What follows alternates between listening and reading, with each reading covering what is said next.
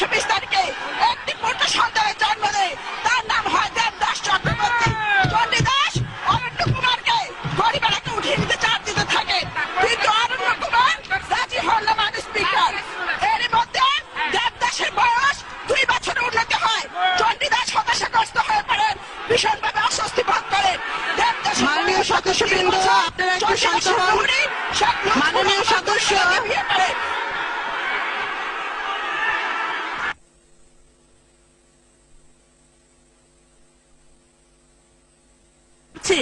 মাননীয় সদস্য, আমি আপনার দৃষ্টি আকর্ষণ করছি।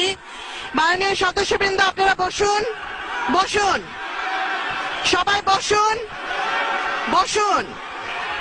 মাননীয় সদস্য, আমি আপনার দৃষ্টি আকর্ষণ করছি। মাননীয় সদস্য, আপনি 270 বিধি অনুসরণে বাজেটের উপর বক্তব্য দিন। মাননীয় সদস্য, ওনাকে মাইক দিন। ধন্যবাদ মাননীয় স্পিকার। আপনি আমাকে বাজেটের উপর বক্তৃতা দিতে বলেছেন, কিন্তু গত 20 তারিখে যে বক্তৃতা দেওয়া হয়েছে, আমি আপনার কাছে প্রশ্ন রাখতে চাই, এটা কি বাজেট বক্তৃতা ছিল?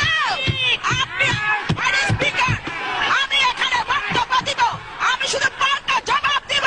আমি বাজেট নিয়ে অবশ্যই বলবো মাননীয় স্পিকার, আর আপনি আমার শব্দের মধ্যে এক্সপ্রেস করার মতো কোনো শব্দ পাবেন না মাননীয় স্পিকার। লেট মি সে মাননীয় স্পিকার, মাননীয় স্পিকার, জনাব মাল মুহিত যে বাজেট দিয়েছেন, এই বাজেট এদেশের মানুষের হতাশা ক্ষুব্ধ হৃদয়ে বেদনার দীর্ঘশ্বাস। মাননীয় স্পিকার, মাননীয় স্পিকার,